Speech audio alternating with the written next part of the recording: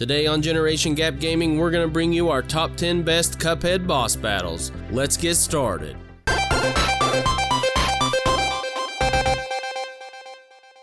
What's up guys, if this is your first time here at the channel, my name is Tyler, and if you love gaming from all generations like we do here at G3, then consider hitting that subscribe button and hit that bell for notifications so you don't miss anything.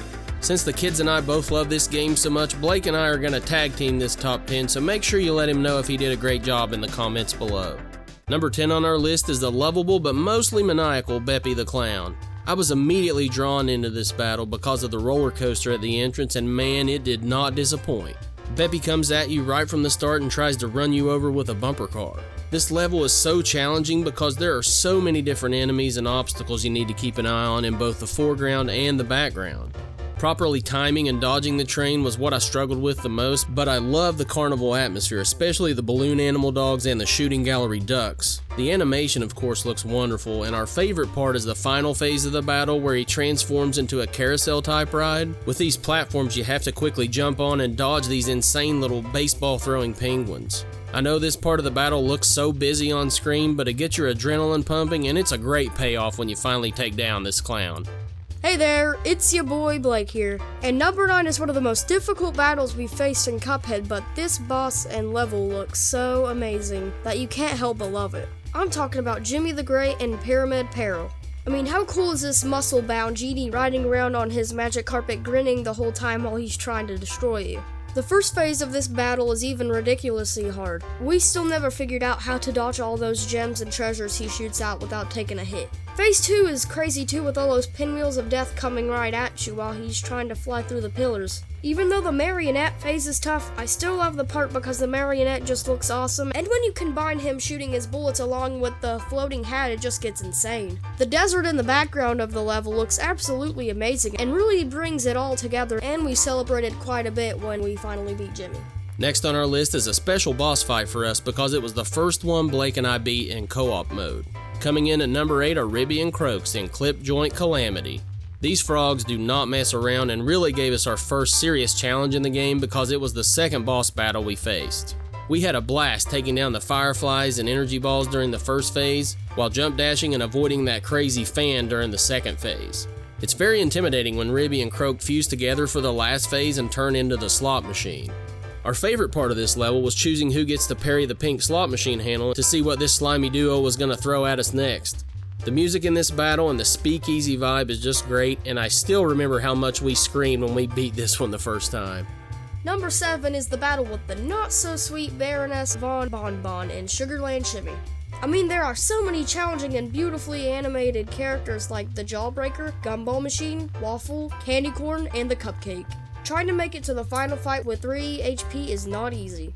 When she blasts out of the top of the castle and it grows arms and it starts coming after you, you know Baroness is not messing around, and you better be ready for some quick thinking and accurate shooting to defeat her. Lots of cool characters here, but it takes quite a while to finally win this one. Number 6 is our next aerial battle on the list, and it's with that crazy bird who seems a little too big for his house named Walle Warbles.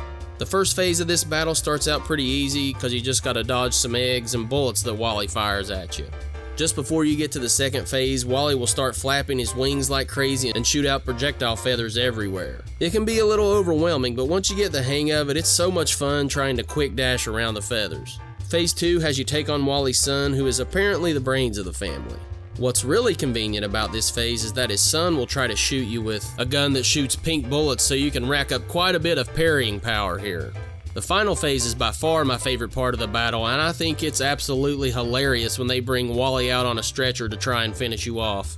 This phase is deceptively hard as there are a lot of projectiles heading for you all at once, and trying to bomb Walle at the same time isn't as easy as you think, but I never get tired of this battle.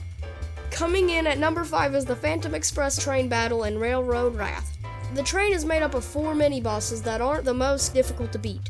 The first part of the train you face is the Blind Spectre, who looks very intimidating because he's holding his eye in his hands. But he's pretty easy to take down.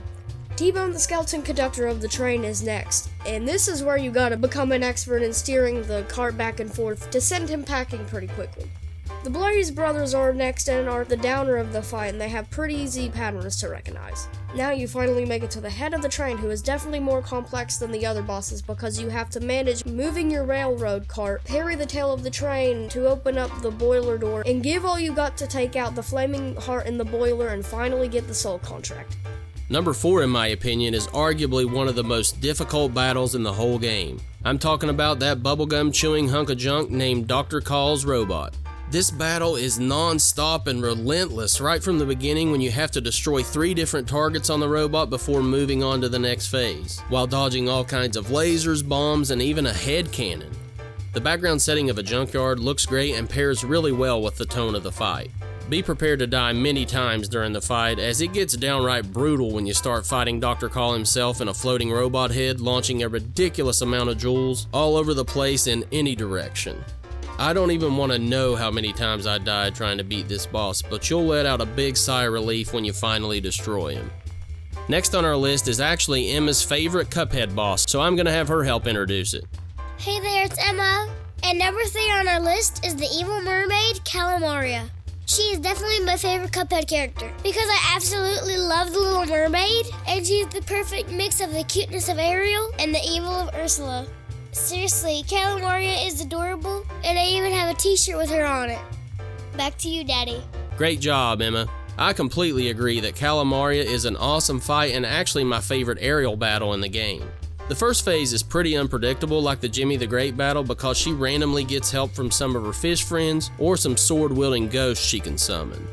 I love the animation at the end of this phase when the 2 electric eels shock her to prepare for phase 2 and turn the tentacles on her head into snakes and make her take on a Medusa appearance. I didn't find this second phase too difficult, but you have to be careful to not let her turn you to stone. Phase 3 begins with her body turning to stone, and she turns into a floating head and ducks away into a narrow cave you have to navigate through.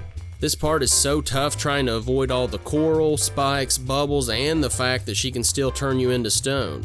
But it seems like this phase doesn't last very long if you can stay pretty accurate with your shots, and you'll send her to the ocean floor in no time. Number 2 on our list is the game's final boss, the Devil.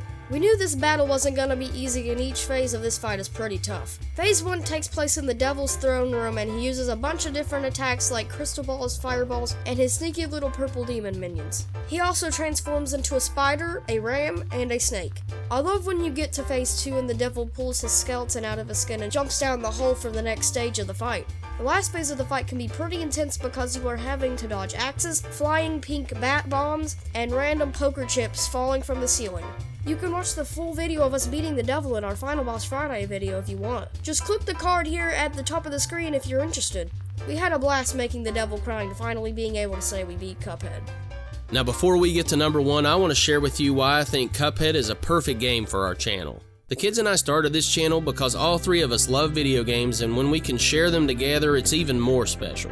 Cuphead is one of those titles that truly bridges the generation gap and connects with all of us. First off, all 3 of us are huge Disney fans, so the 1930s style animation is pretty much mesmerizing to us. Combine that with it being a newer title available on multiple modern gaming platforms satisfies Blake and Emma. And adding the run and gun elements similar to Contra, the aerial battles like Gradius, and the epic NES hard type boss fights satisfies the retro gamer in me. I'm sure if you're watching this video, you've more than likely played this game, but if you're a retro gamer and not really into all the newer games like me, please give Cuphead a try because I really think you'll love it. Blake introduced me to this game, and I'm really happy he did because it's my number 5 game of all time. And bonus points for anyone that can list my top 5 games in the comments below. Alright, it's finally time for our number 1 Cuphead boss battle. Blake, Emma, and myself unanimously agree that the King Dice battle is the ultimate Cuphead fight. I mean, this battle has it all. Great animation, of course, an awesome variety of mini-bosses, the ever-looming King Dice character, and it brings a new element of both chance and skill to the fight with the addition of the board game where you have to parry the dice to try to land on different sections of the board to help increase your HP, find safe spots, and especially avoid the dreaded start-over spot. I've hit that spot on more than one occasion, and it's some of the most gut-wrenching moments I've ever had playing video games. Now let's get back to the mini-bosses. I absolutely love the look of the battle with the giant cigar. All the fire everywhere and jumping back and forth between the ashtrays are just a blast. Two of our other favorites in this fight are the Rabbit Magician and the 8-Ball battle. Combining these mini boss fights with the strategy of the board game is such an awesome concept, and remember, you only start with 3 HP and it has to last you the entire fight, up to and including King Dice, so it's not easy. Once you finally make it to King Dice, you're so on edge that you can hardly think straight. And thankfully they kinda take it easy on you with him, cause his patterns are fairly predictable, but he will surprise you every now and then. To me, this fight felt the most satisfying to complete, even though we still had the devil to face next. But I have a feeling the King Dice fight may go down as one of the top boss fights in history, but that's just my opinion. Do you agree with our top 10? Let us know in the comments below. Also, let us know what some of your favorite Cuphead boss battles are. Until next time, guys, G3 out.